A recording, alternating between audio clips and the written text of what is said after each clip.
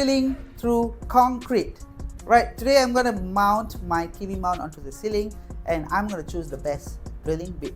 Right, there are certain drilling bits that you should only use for concrete, like this. This is called a masonry drill bit. It's a 10-inch drill bit, and this is really suitable to drill through concrete.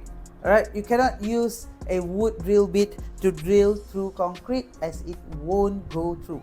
Right, so remember to get the correct drill bit to mount your TV or anything else onto a concrete ceiling.